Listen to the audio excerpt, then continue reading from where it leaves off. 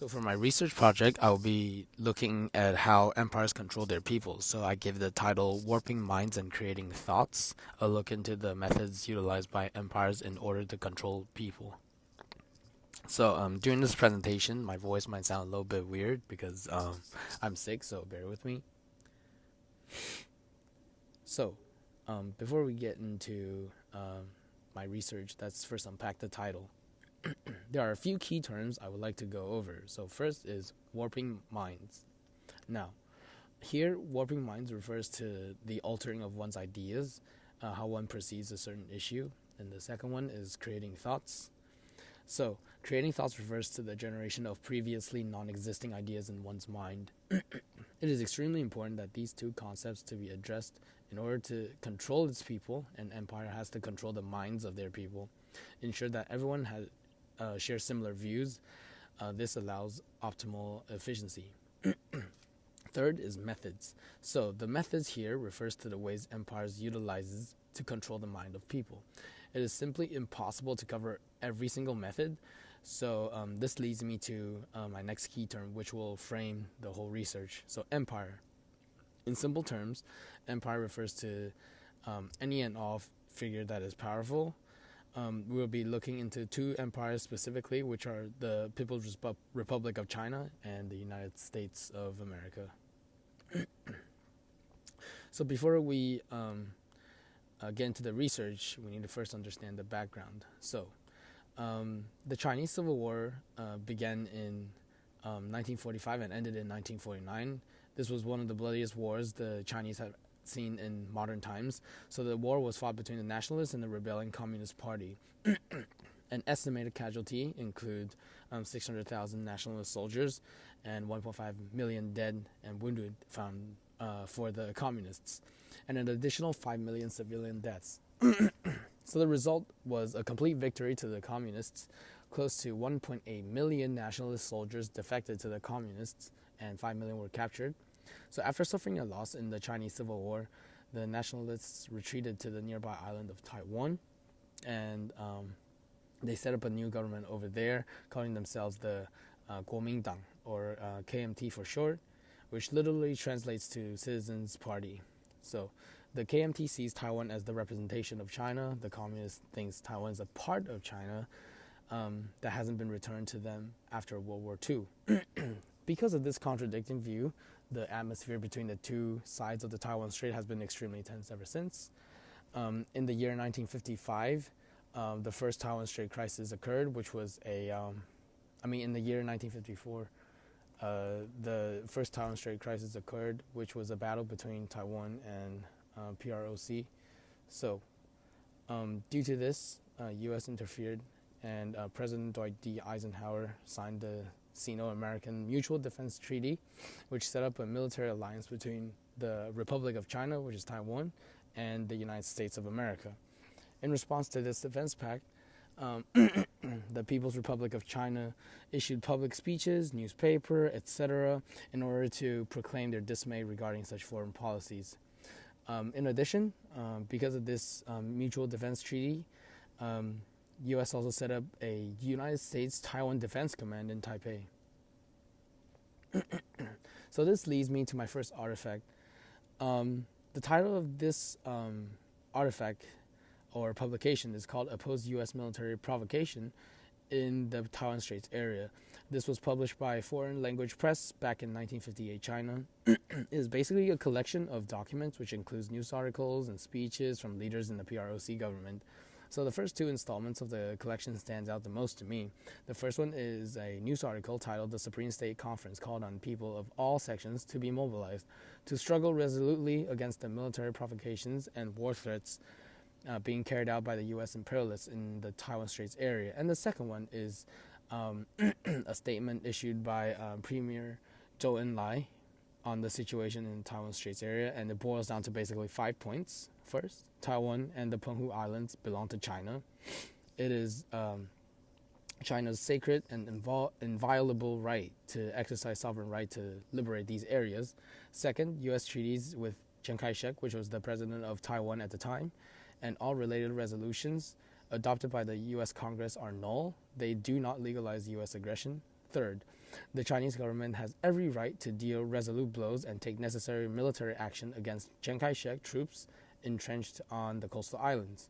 Fourth, warning the U.S. that greater provocation will only lead to more aggressive actions from China. And last but not least, stating that Chinese government hopes to sit down and talk about it peacefully, talk about the issue peacefully.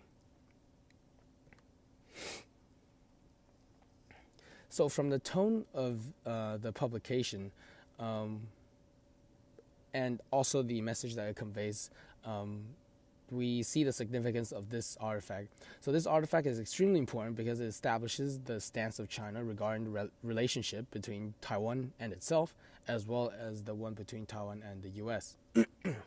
Evidently, they hold true to the one China policy and conveys extreme dismay to the fact that Taiwan is being backed by the U.S. The artifact itself is essentially a collection of propaganda. This is the aforementioned method that the government of PROC utilizes in order to control the minds of the Chinese. This source also provides information on how tense the atmosphere is between the three countries. The cross-strait relations isn't just defined by two countries, rather a power dynamic between two major world powers and the small suffering nation of Taiwan. The second artifact is a video published by the British Pathé on YouTube. So it's basically a compilation of unpublished cutscenes that were supposed to be used as material for a documentary. The video was filmed back in the year 1960 and depicts how the Taiwanese public received the arrival of President Dwight D. Eisenhower. The video put heavy emphasis on the dynamic of the reception to President Eisenhower. So the Taiwanese greeted him with traditional dances, parades, and made posters welcoming him, referring to President Eisenhower by his nickname Ike. Now, the significance of this artifact is that it provides evidence to the success of the method utilized by the American government, which will be mentioned later. This is a stark contrast to the Chinese case because here there's actual evidence that the Taiwanese people are happy about the type of relationship they share with the U.S. This also provides a counterexample to the American imperialist stereotype. So far, all we've learned during class is how the U.S. exploits foreign countries. Taiwan, while sharing many similarities with other East Asian countries that the United States have conducted colonialism on, such as Vietnam and the Philippines, did not suffer the same fate as them. Taiwan was treated as a friendly country and as equals. So all this information so far leads me to propose the research question: to what extent does the methods employed by different empires ensure success regarding controlling people? Now, there needs to be further research. So far, these are some of the details that I've gathered. From 1950 to 1965, the U.S. contributed a total of $1.5 billion in economic aid and $2.4 billion in military aid in Taiwan. The help that U.S. provided solidified the position Taiwan had in the world, and many, till this day, still praises the countless foundations that the U.S. laid down for Taiwan to become the tech empire it is today. So to answer the question why Taiwan was treated so differently, there has been research done explaining it. Particularly the point of view of Richard C. Bush argues that the reason why Taiwan was treated nicely was because the U.S. saw it as a friendly country. And this is due to the fact that the government valued the strategic potential of Taiwan too highly to risk undermining mutual confidence. So Taiwan is at the perfect position for U.S. to ensure the prevention of domino effect. Many warships and jets were also deployed from Taiwan during the Korean War, Vietnam War. Without Taiwan, it would be impossible for the U.S. to fight these proxy wars. So after doing a decent amount of research, as of now, I conclude that the two methods utilized by the U.S. and PROC each effectively controls the thoughts of the people, with the U.S. approach receiving more positive reactions and the PROC approach having a much greater chance in receiving criticism, thus hindering its success by increasing potential backlash from its people and criticism from foreign nations.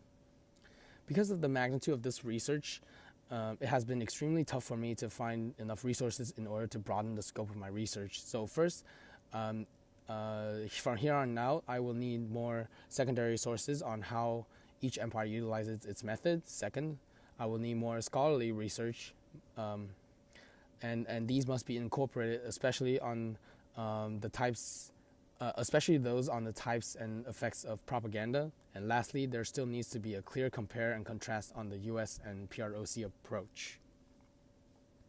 So the significance of my research topic. I see a great value in this research project. As a firm believer in you have to know the past to understand the present, it is extremely important for us to understand the type of relationship US and Taiwan once had. During the process of unfolding this part of history, a greater understanding of the relationship between Taiwan and China can be established. So recently, President Trump has been taking actions in building a stronger foreign bond with Taiwan, including the infamous phone call he shared with President of Taiwan, Tsai Ing-wen. To truly grasp the magnitude of such an action and progression of foreign policies, we need to first know the history between Taiwan, US, and China. In addition, being a native Taiwanese, I've always heard my parents and grandparents talk about how much the US have done for Taiwan as a nation, how they helped solidify our place in the world, putting Taiwan on the map. It is extremely important for me to actually research and know about that part of my country's history. At the same time, it is also important for us to understand how empires might use different techniques to make people in favor of their stances, whether this be through provision of benefits or brainwashing their citizens. If we understand these methods, we'll be able to identify their intents, giving us more power to decide for ourselves whether we want to be on the same side as the government, ensuring that we can have a mind of ourselves and not just blindly follow the leader.